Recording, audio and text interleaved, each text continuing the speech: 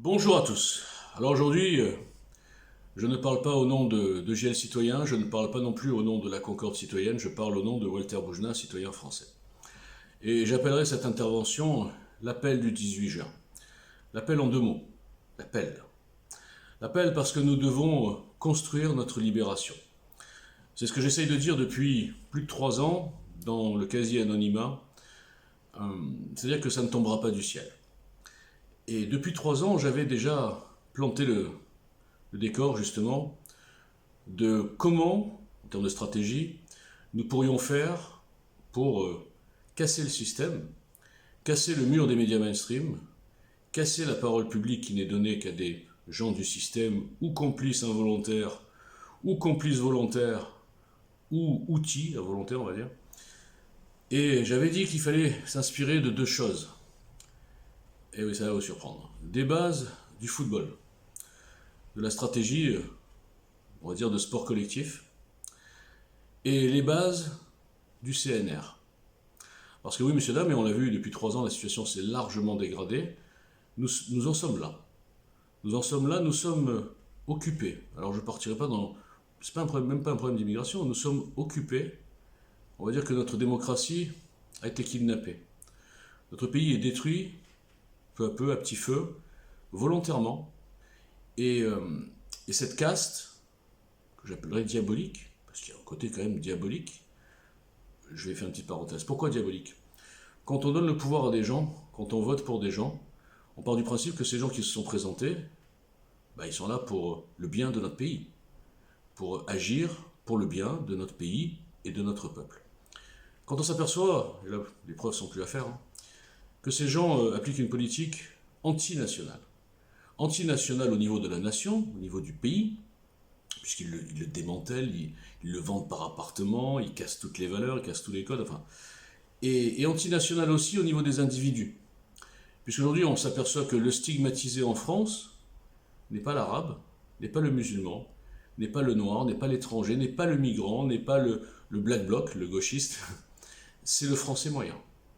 C'est le français moyen, ou même le français pauvre, par exemple les gilets jaunes, ou le français moyen qui est juste un petit peu solvable, et qu'on tond, du verbe tondre, parce qu'il est solvable.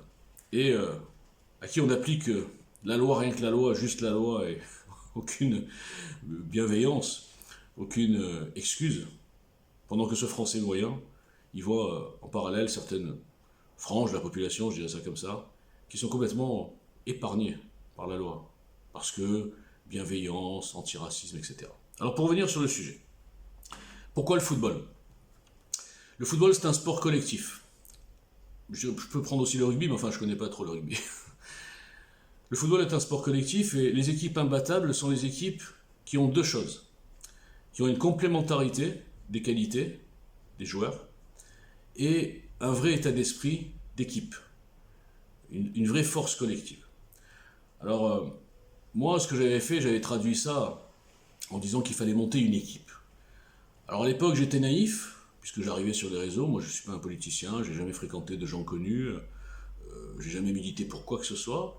J'étais naïf et je me disais que certaines personnes que je voyais à la télé, qui n'étaient pas forcément des politiciens d'ailleurs, avaient une motivation saine et seraient prêts à passer à l'acte, c'est-à-dire à s'engager dans un mouvement de libération. Et pas simplement faire des analyses où on est content, ils ont plein de fans, mais bon, ça leur suffit, ils vendent des bouquins. Et je pensais que, à force de les interpeller, je ne vais pas citer de nom, mais ceux qui me suivent, vous les connaissez tous. À force de les interpeller, avec des plans, des stratégies, un travail de citoyen que nous avions fait avec toute une équipe, beaucoup de gens qui sont passés, qui sont partis, enfin bref, en tout cas, il y en a beaucoup qui sont passés chez EGL, et de les interpeller pour leur dire, les gars, maintenant il faut s'investir. Mettez en pratique vos analyses proches du peuple. Vous paraissez proche du peuple et tout, vous avez des fans, je répète, vous êtes même des fois des starlets des réseaux, mais vous êtes ou sous faux drapeau, des fois vous bossez pour un parti sans le dire, ou alors vous êtes, excusez-moi, inutile. Vous êtes utile pour vous-même, pour votre ego, pour vos bouquins, pour votre carrière, je sais pas, mais vous n'êtes pas utile pour votre pays. Donc pour moi, vous êtes inutile. Parce que la seule chose qui compte aujourd'hui, pour moi en tout cas, c'est notre pays. Alors, et donc j'ai compris que ces gens avaient le défaut qu'ils trouvaient chez les autres. Ce sont les mêmes qui parlent de déconnexion. Ils parlent de déconnexion des politiciens. Vous savez? C'est démago, ça. Les gens, ils adorent dire « Ah, les politiciens, ils sont déconnectés ». C'est vrai qu'ils le sont. Mais ce que les gens oublient de dire, ou de comprendre, ou de voir, moi je l'ai vu depuis longtemps, mais je suis un petit peu seul, c'est que ces mêmes médiatiques qui dénoncent la déconnexion des politiciens, eux-mêmes sont déconnectés. Eux-mêmes ne parlent qu'entre eux. Eux-mêmes se pensent d'une caste supérieure, d'un télo, de je ne sais pas quoi, et si un type inconnu leur envoie des trucs, ils ne regardent même pas. Ils méprisent. Donc ensuite, j'avais aussi annoncé que la seule façon de faire vaciller ce pouvoir, c'était de lui présenter quelque chose d'imprévu, imprévu par la tenaille. Et un an plus tard, j'avais parlé d'un mouvement populaire, imprévu justement, qui vient pas d'un parti, ni d'un syndicat, ni de rien, qui est un truc spontané. Et un an plus tard, il y a bien sûr eu les Gilets jaunes. Alors les Gilets jaunes, ils ont réussi à faire vaciller le pouvoir, on va pas revenir là-dessus, mais ils ne pouvaient pas aller au bout pour plein de raisons. Donc si on revient à nos moutons, si j'ose dire. Donc, équipe de foot, complémentarité. Donc moi, la complémentarité, je vous rappelle, dans le GL Trombi, j'avais mis des gens qui étaient pour moi complémentaires, qui avaient une base commune, etc. On va oublier ce plan. Je l'ai dit il y a une semaine. Le GL Trombi, c'est fini. C'est comme Capri. Le GL Trombi, ça fait 3 ans que j'ai tout fait pour que les gens regardent. Ils ne veulent pas regarder. Alors on va partir, plutôt d'essayer de partir de la base, en essayant d'atteindre les gens qui sont dans les médias, pour donner plus de visibilité, etc. On va le faire nous-mêmes, par nous-mêmes. Et c'est là que la collaboration avec certains mouvements gilets jaunes et certains autres mouvements citoyens, dans le cadre de la Concorde, a été révélatrice pour moi. Parce que, justement, pour construire toujours cet esprit d'équipe, il faut que chaque membre de l'équipe, une équipe au sens large, on ne sera pas 11 joueurs là, on sera 22 millions de joueurs. Alors, il y aura bien sûr des responsables, des machins, mais on sera 22 millions de joueurs, vous allez voir à la fin. J'ai toujours parlé de 60% des électeurs au deuxième tour. Je parlais pour EGL, maintenant je parle pour la Concorde, mais je reviens à mon raisonnement citoyen. Pour qu'une équipe soit soudée, il faut qu'elle comprenne que chaque joueur a fait des efforts pour intégrer cette équipe, a fait des efforts pour se mettre en conformité, si j'ose dire, avec la stratégie décidée par la majorité de cette équipe, majorité démocratique. La stratégie, en l'occurrence, je fais un petit parallèle un peu bizarre, c'est le programme. C'est déjà les axes, comment on va jouer les gars.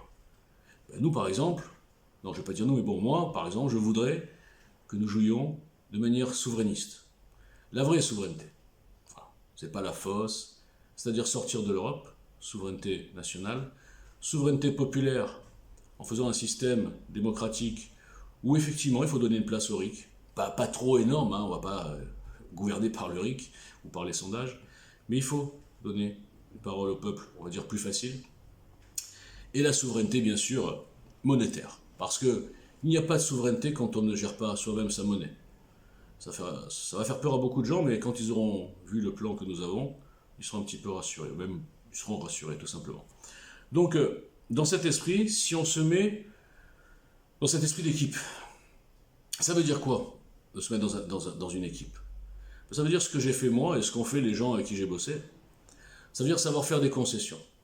Ne pas rester sur son idéal à 100%. Ah non, moi je veux jouer EJL, moi. Moi je veux jouer EJL, je veux ça, mandat impératif, machin, je bouge pas. Ok. Sauf que finalement, je joue pas en équipe, j'ai qu'à jouer au tennis. Bon, voilà. Donc j'ai pas voulu jouer au tennis. J'ai joué au tennis pendant 3 ans. Et j'ai compris que c'était très difficile. C'était comme si je jouais contre un mur en fait. Je faisais du mur, si on peut faire un parallèle avec le tennis.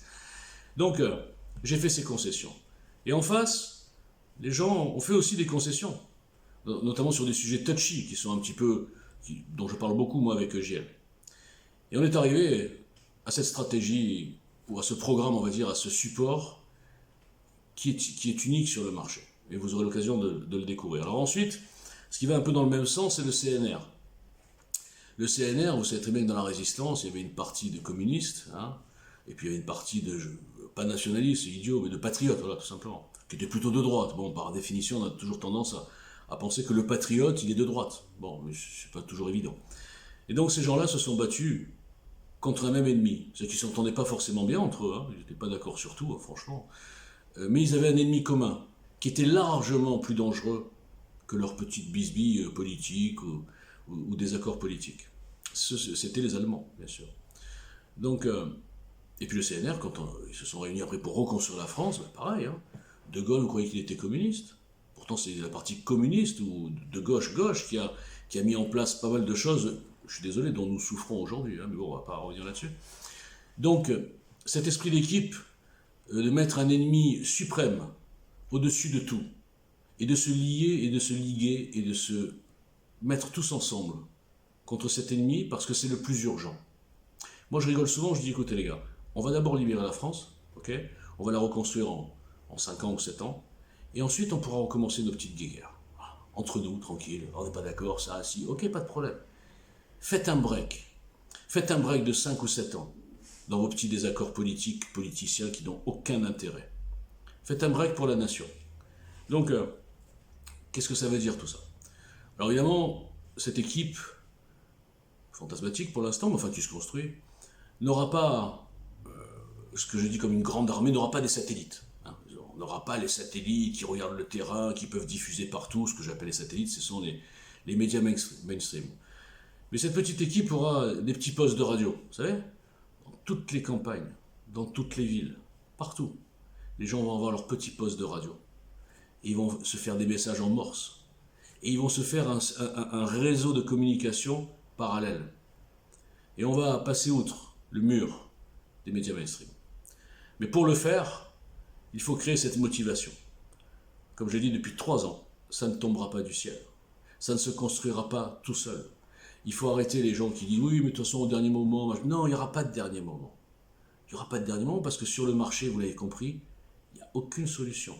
Ni en termes de potentiel, et je vais vous dire mieux, ni en termes de programme. Regardez bien les programmes.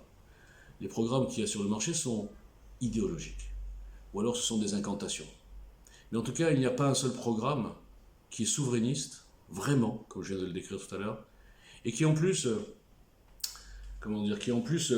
en fait c'est très simple. La recette en fait elle est simple, je l'avais dite aussi en 2017. Hein. Il faut faire l'exact inverse de Macron. Macron nous fait le pire de la gauche, c'est-à-dire la gauche sociétale, antiraciste, progressiste, entre guillemets progressiste, ils ont même kidnappé le mot progrès pour eux. Il y a des choses, c'est pas du progrès, c'est de la régression. Mais bon, ils appellent ça progressisme. Et le pire de la droite, c'est-à-dire un libéral, on va tout privatiser, on va casser toutes nos valeurs, on va dire presque sociales, nos habitudes, on va rendre les salariés des gens qui n'ont aucune sécurité, rien du tout. On va les rendre quelque part des esclaves, qui vont se soumettre parce qu'ils seront dans la survie. Et bien sûr le capitalisme de connivence. Alors le capitalisme de connivence, c'est quoi? Ce sont tous les milliardaires mondialistes qui mettent en avant leurs idées humanistes, hein, vous savez, les Bill Gates, les Zuckerberg, et tout, oui, antiracistes et tout, mais derrière, je suis désolé, qui se gavent. Et qui veulent regrouper tous les secteurs encore plus que ça s'est fait depuis 20 ans, mais là c'est de pire en pire. Ils veulent des monopoles. Ils veulent plus de petits patrons indépendants. Regardez la classe sociale, elle a été massacrée, la classe sociale des petits patrons, là. C'est pas un hasard. Le Covid n'était qu'un prétexte. Donc, on va juste faire l'inverse de Macron. Je dirais merci, si un jour je l'ai en face de moi, je lui dirais merci Emmanuel. Grâce à vous, nous avons eu exactement ce qu'il ne fallait pas faire et c'était très facile de se mettre exactement à l'inverse, l'opposé, et d'avoir la bonne solution pour la France. Donc, m'appel du 18 juin et ma pioche, c'est de dire, chers concitoyens, mettez-vous au travail, investissez-vous, bougez-vous. Déjà, première action, votez pour les listes citoyennes au régional, quelles que soient les opinions, c'est pas le problème. On n'est pas dans les petits trucs politiciens. On est dans le fait qu'il faut déjà que le maximum de listes citoyennes arrive à représenter un petit peu la voix de gens qui ne sont pas dans des usines, dans des boutiques, dans des partis boutiques, qui sont vraiment de la base. Alors faites déjà ça. Et ensuite, il nous reste 1 an. 1 an, c'est largement suffisant, si on s'y met tous. Si on se regroupe sous une bannière, sous un axe, et avec une stratégie qu'on aura bien expliquée avant, on peut le faire. Moi, je pense qu'on va le faire. Je pense qu'on va le faire, mais il faut que les gens y croient. Pendant 3 ans, j'ai essayé de créer de l'enthousiasme. Alors des fois, j'étais maladroit. Hein. J'insultais tout le monde. Mais c'est parce que je voulais les faire réagir. Mais c'était difficile. Je me suis dit, quand j'ai vu arriver le Covid, j'ai dit, oh, là, franchement, les mecs, on va les masquer, on va leur dire n'importe quoi, faites pas ci, faites pas ça, attention, je ne vois pas ma famille. Enfin, il y avait des trucs hallucinants, quoi. Je pensais qu'il allait y avoir une réaction. Il n'y en a pas eu. Pas beaucoup. Mais alors, bon, là maintenant ils vont un peu nous libérer pour passer pour des héros, pour que les gens disent ah merci Macron, il nous a enlevé le masque. C'est-à-dire qu'on est vraiment dans la soumission totale, quoi. On a un petit chef et les gens plus ou moins obéissent. Bon bref, juste pour finir, il nous reste un an, nous pouvons le faire. À titre individuel, vous pouvez le faire aussi. Vous pouvez diffuser ce que j'ai appelé les petites radios, les petits transistors. Vous savez, le son il est pourri, mais c'est pas grave. On entend le message et on mémorise. Donc faites ça. Voilà, c'est tout ce que j'ai à vous dire. C'était ma pelle du 18 juin. Merci.